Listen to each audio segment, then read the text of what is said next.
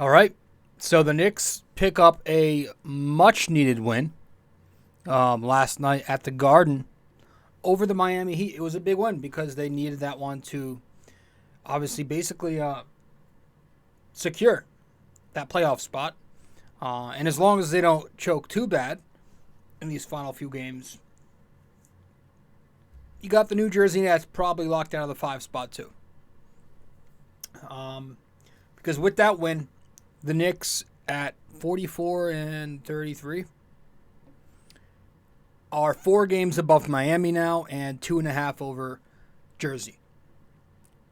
So R.I.P. Bozos, R.I.P. to the Florida boys. Enjoy the play-in, scrubs. And yes, I'm very satisfied. Excuse me. But it was an interesting game. And we're going to talk about it all. Episode 502. Welcome to BD4, an RJ Carbone podcast. BD4, where there is no better way to get your Yankees and Knicks analysis. We also do MMA. Yanks every series, Knicks every game, MMA on occasion. BD4 is a 5-star show on Apple Podcasts, also available in video format on YouTube and Spotify.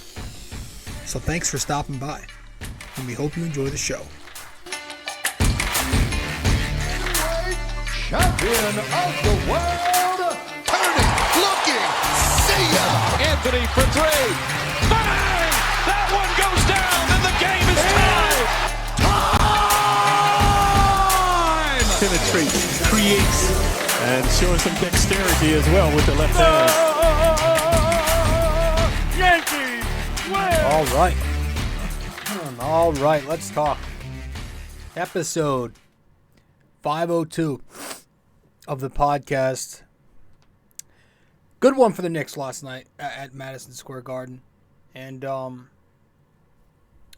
well, it was, like I said, it was a very interesting game. It was a very close game with many, many different momentum swings.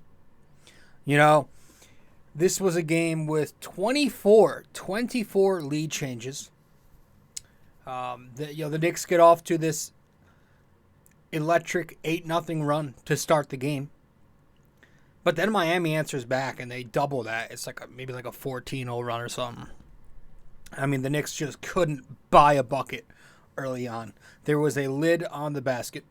And they were just so bad. I'll tell you, when they're bad, they're really bad. Like, they were taking zero care of the basketball, committing some of the worst, terrible turnovers you'll see. Nothing.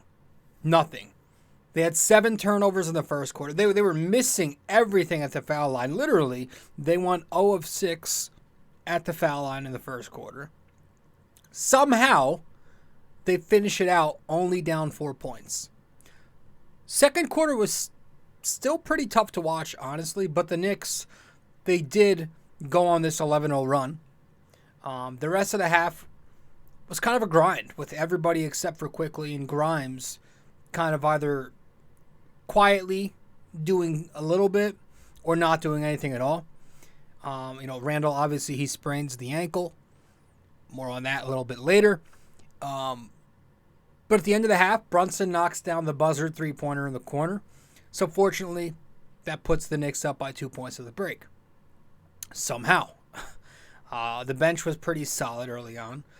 Again, but it was mainly IQ and Grimes were the only two clicking in that first half. And then the second half, the Knicks decided to turn it up, and they really made this thing an excellent team win. A mixture of great plays from your bench unit, plus they had Grimes and even R.J. Barrett at times, in the second half. Huge third quarter by Quickley. You had Josh Hart and Isaiah Hartenstein. We're going to talk about them a bit in this show. Their fingerprints were all over this thing, especially in the second half. Josh Hart in the fourth quarter, on one sequence, he grabs the board, runs the break, and just uses his shiftiness. He changes speeds and then explodes into the lane for a slam dunk. And that puts the Knicks, I think it put them up 7 points with 5 minutes and change left. So that was a big shot for me. a big play. And he was great in that quarter, the fourth. The final 6 minutes of the fourth quarter for Hart, man. Cutting layup, dunk, rebounds, the tip in, and the very next time down after that Josh Hart transition coast to coast, it's Hartenstein who leads the Knicks on another fast break by throwing an outlet to Grimes. Just great. Grimes was knocking down big shots all night, but it was nice to see him, come out the gate in the third quarter, still shooting well because he sat the entire second for some reason. Weird lineup patterns with Thibs. And again, even RJ on a bad night knocked down some key three-point shots in the second half. He gave the Knicks the lead from the elbow in the third quarter, and then he gave the Knicks some breathing room with another triple late fourth quarter. And so the Knicks win. They win 101-92 against the loser Heat at MSG last night. So it was a very impressive win. Very impressive win. And I'll tell you why as soon as we return from break. Going to get to a quick break, about 15-20 seconds. We'll be right back.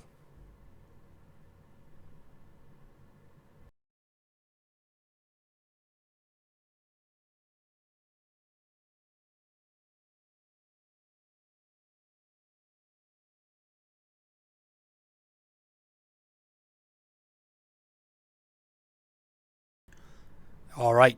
Welcome back to the show, episode 502 of the podcast.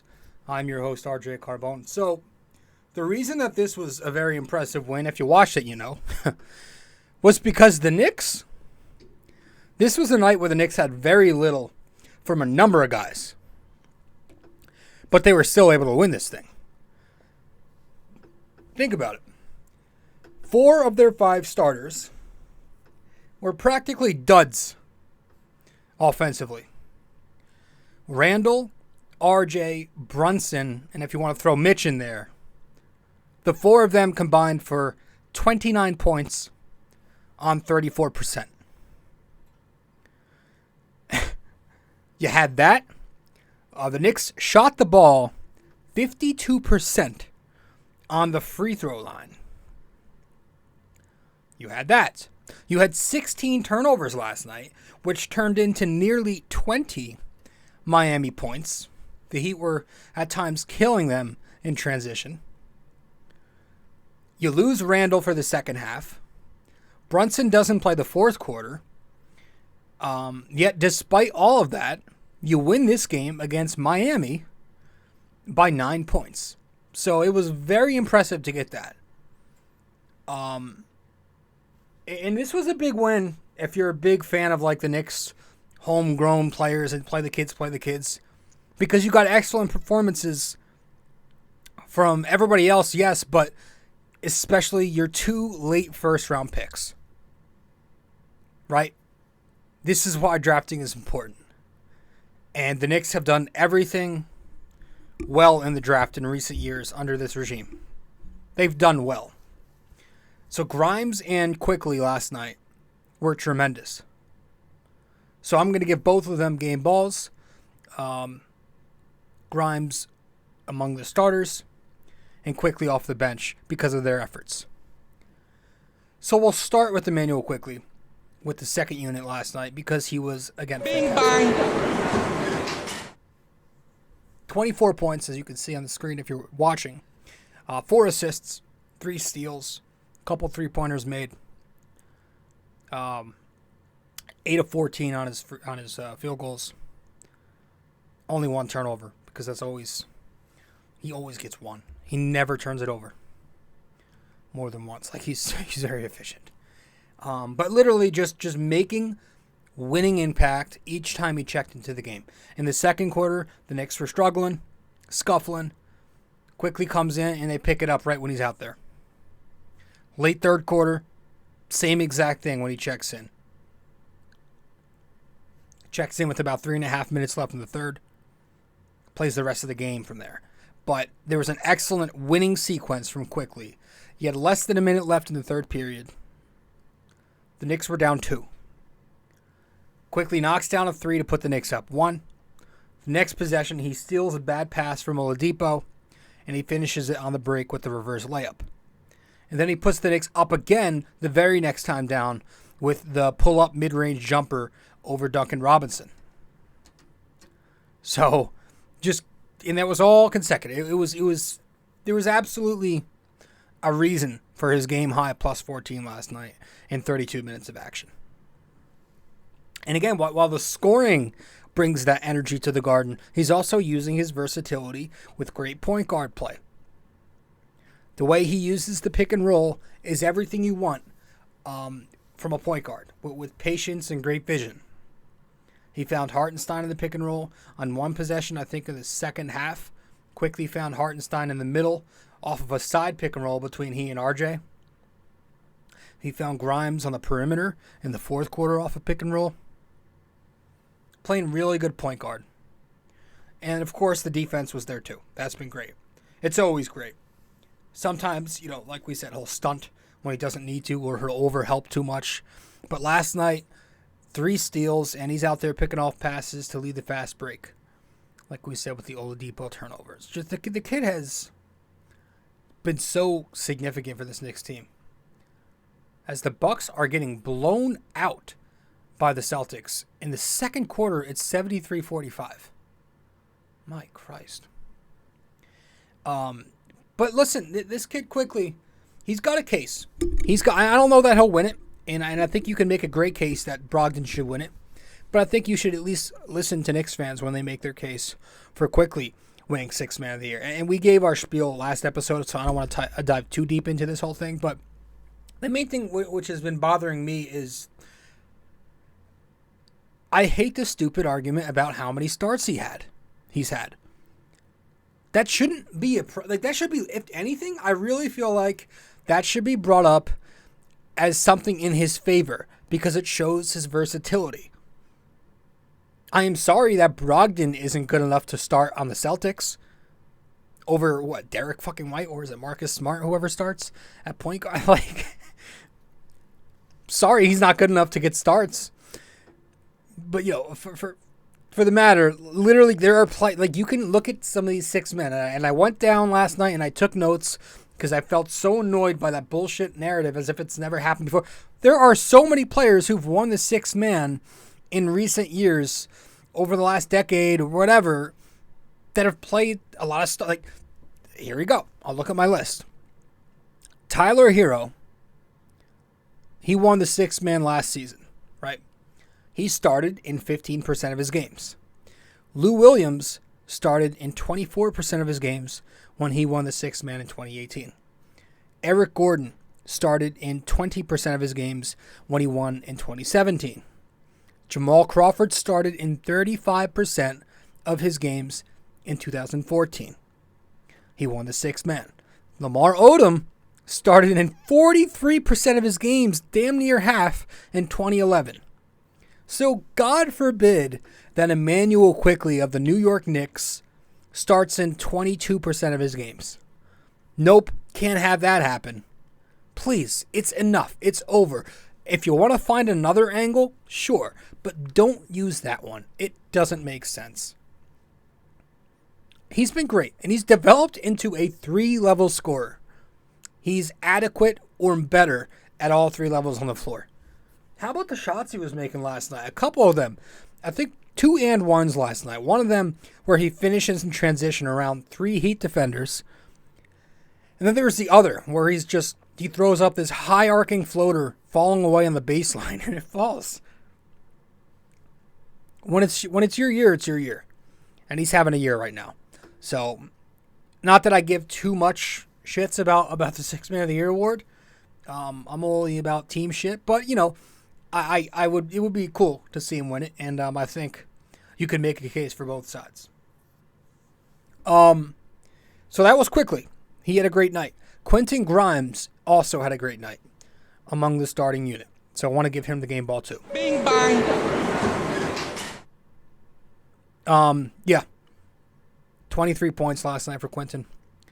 8 boards, 4 assists, a steal. Also shot 8 of 14, but he was 5 of 10 from 3. He has found something. He's found something. How about this? The last 6 games, Grimes is shooting 53% from 3. 4 of those games now in a row, he's reached double figures. 20 points 3 times. And he's made at least 5 triples 3 times during that span. We say it all the time. That's the guy. That's the X factor who is going to be key for the Knicks if he continues to knock down his open looks like this. They are going to need that on April 15th. He's been aggressive. He's putting the ball on the floor and attacking closeouts. He's rebounding. His head's up in transition. He's making good passes to his bigs. I love that one play when he came off a DHO action with Obi on the side there, and it got him going downhill towards the basket. Had another instance where you saw him attack the basket on the ball, and he beats his man off the dribble in one-on-one, and then he dumps it off to Mitch down low, who's in the dunker spot. The offense is there. The defense is there. It's been good. Forcing bad possessions continuously last night.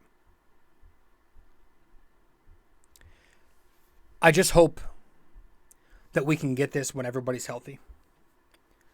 Because Brunson has sat lately. Randle just the 15 minutes last night in the first half. But, he was going early. He was hot early with everybody out there. He had the shot going, the rebounding, the passing. All of it came early on. Not all of it, but a lot of it came early on. So that's a plus. I just think we need to feature him in half-court offense early on to set a tone there. To get his confidence going and let him know, hey, we're featuring you tonight. Because it just makes sense. It doesn't make sense to have all these games where Quentin Grimes is getting 1, 2, 3, 4 shots a night. He's not Mitch. He has a package. He shoots 38% from 3. He's become a good finisher. Actually have the number here. This year he's 71% at the basket. And he can also make plays when he's attacking the lane too. So I think we just need to keep featuring him. Got to keep feeding the kid because he's making it work. I want to talk about something with Tom Thibodeau that I liked last night. As soon as we return from break, stay with us. Be right back. BD4 is located on many different platforms. You can listen to the podcast on Apple Podcasts, and if you do there, be sure to give us a 5-star rating and review. You can listen to it on Spotify, but you can also watch the podcast on both Spotify and YouTube. BD4 is available on many other platforms as well. All you got to do is search it up. Apple Podcasts, Spotify, YouTube, and much more.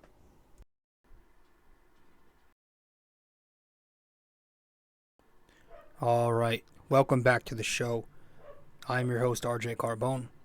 And if you can hear the dog in the background, I am sorry. So, I wanted to bring up Tom Thibodeau. Because we saw last night. How about this? Without Julius, instead of going to the default Obi, which I know everybody loves Obi, and he did right away. But in the fourth quarter, he goes small. Thibodeau closes the entire fourth quarter with a lineup of, it was Quickley, Grimes, RJ, Josh Hart, and Isaiah Hartenstein.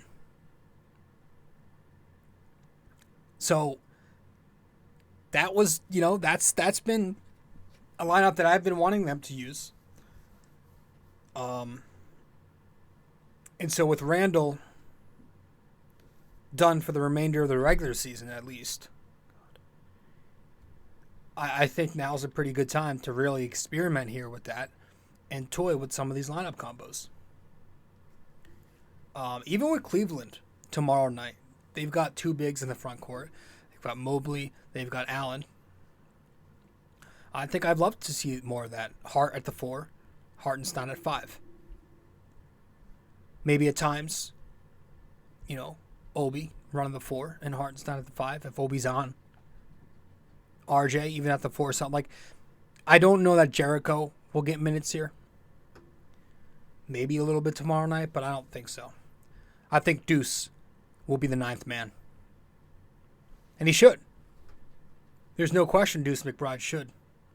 With the way, he's played for the Knicks, especially down the stretch. And he always finds his way back into the rotation. It's a sign from the basketball gods.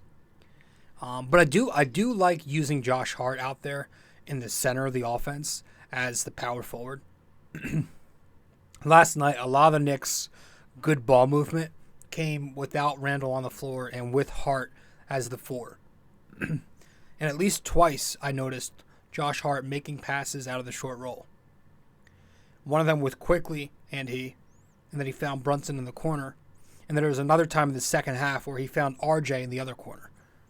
I think he missed a shot, but still, utilizing Josh Hart in the short roll.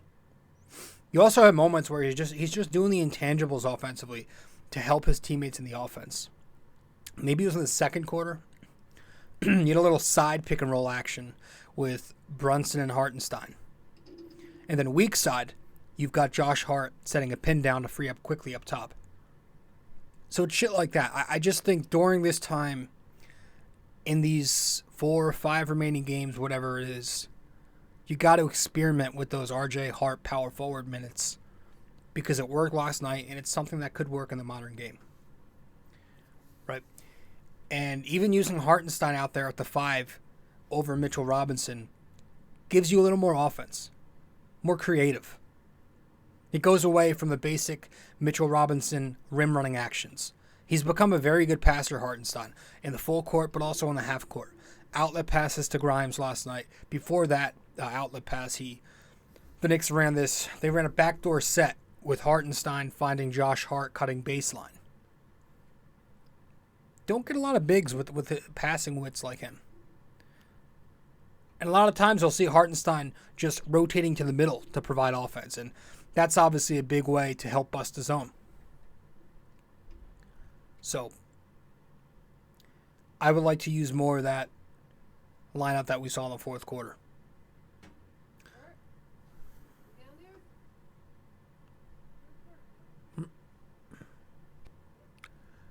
If I look up every once in a while, this is if you're watching the show. I'm trying to follow this Bucks game. It's a good game.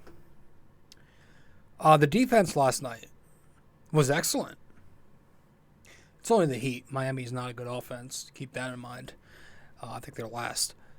But it's nice to finally hold the team under 1 billion points. The Knicks came into this game allowing 121 points per game in their last 5. Miami just 92 points. The fewest points allowed by this defense since January 2nd versus Phoenix. But they did a nice job holding Butler and Hero quiet. Those two hurt the Knicks last time out. But last night they combined for only 28 points on 26 shots. So the Knicks did a nice job keeping Miami, Butler himself, off of the free throw line. Preventing contact. Grimes played him very smart last night. Everybody was pretty lackluster for Miami offensively outside of Duncan Robinson and Gabe Vincent, who I think had 21. Bam was pretty quiet. Hartenstein was an anchor in the post last night. He looked pretty good in pick and roll defense. Shut down bigs in the middle. Perimeter players on switches. All night in the pick and roll. Picking up the ball handler well. Staying with the roll man out of Bio. You had a possession in the first quarter where Hartenstein sticks with Hero on the outside for a good 7 seconds before he picks up the block on him on the 3-point line. Inside, he's forcing tough shots on Adebayo all night. He did a great job. The Knicks did a great job defensively. The only thing maybe I'm noticing, Josh Hart lately struggling on the perimeter with blow-bys. He is a bigger wing. Not the quickest guy, but it's that, and sometimes he struggles against getting around screens. Something to keep an eye on, but he still plays very good defense. All in all, the Knicks played good defense last night. On the other side, not much scoring-wise. Only 101 points. They did shoot well. 50%, 42% from 3, and 56% on 2s. It was really two things. It was the awful free throw shooting, and it was the turnover issues that made the offense look worse than it really was. They left 11 points on the board at the foul line. 6 in the first quarter. And again, the 16 turnovers, 7 of them came in the first quarter. So I think if anything, it wasn't scoring. I think they were making their field goals. Maybe early on the Knicks were they were struggling. They were slow when they were trying to force switches into the half court. But it allowed Miami to set up their traps more effectively. But as the game went along, I feel like that the more off-ball movement we saw, the more difficult it was for Miami to set traps. So I thought they progressed I thought they looked better as the game progressed. I mean, shit, you had 60% shooting from every other Knick outside the big three. And it wasn't just because of one or two guys. 5 guys in the 9-man rotation last night hit half their shots or better.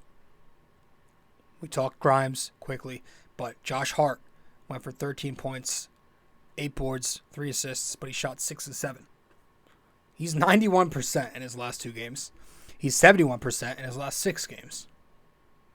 Hartenstein was 3 for 5 to get 6 points, 9 boards. Obi was 2 for 4 assists. So I didn't hate the offense last night. But that's it. That's a big win. Now we get tomorrow night. We get our little playoff preview. Knicks Cavs. Is it at the Garden? Let me look it up. That would be nice. I don't think so.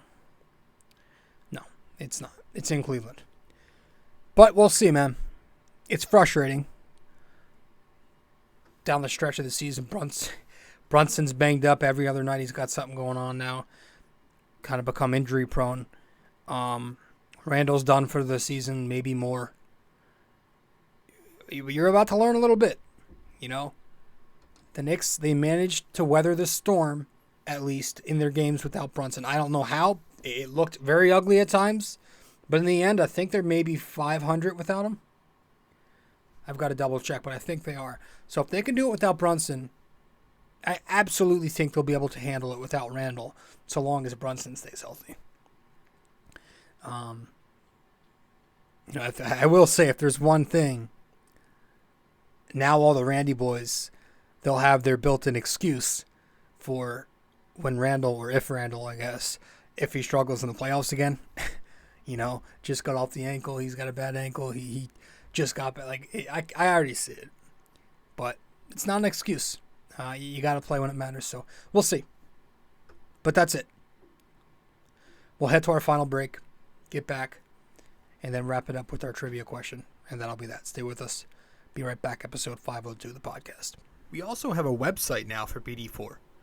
If you go to BD4blog.com, you can find the blog, the podcast links, and also where to find me on social media. Just go to BD4blog.com.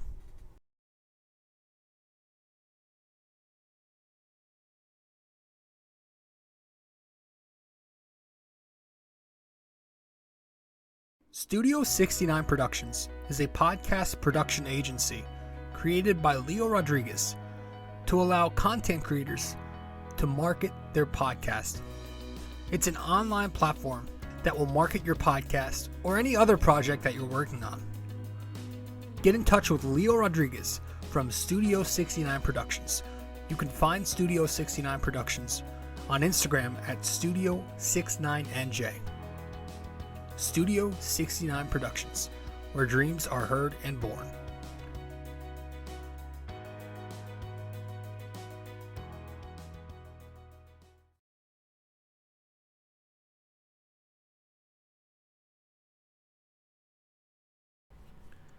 Welcome back to the show. I'm your host, RJ Carbone. You're listening to episode 502 of the podcast. Let's wrap this up with our trivia right now.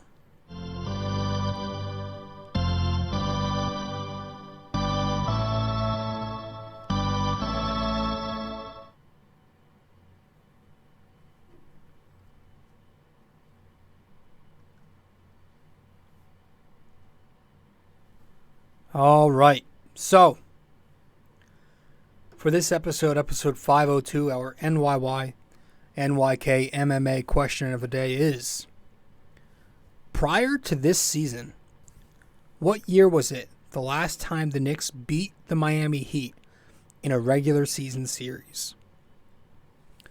Prior to this season, what year was it the last time the Knicks beat the Miami Heat in a regular season series? So with the win last night, they took it 3-1. But prior to this season, what year was it the last time the Knicks beat the Miami Heat in a regular season series? I'll give you a hint. It's been a while. Okay? It had been a while. But that's it. I appreciate you stopping by. Episode 502 in the books. The win. The Knicks win over the Heat. 101-92. They edge them out in a tough game as expected. Man, I cannot speak. We're going to be doing our Yankees episode. They just played today. They won on opening day. We'll do that soon. We'll have our series recap coming up on Sunday night. I'm going to that game. I'm going to the Sunday afternoon game. Of course, it's some journeyman on the mound for the Yankees. But as for the Knicks, that's it. They look better. And let's hope we can close out the season here and get Randle back at full strength for the playoffs. But I'm not exactly hopeful that's happening, but we'll see. All right, that's it. This episode was brought to you by Anchor.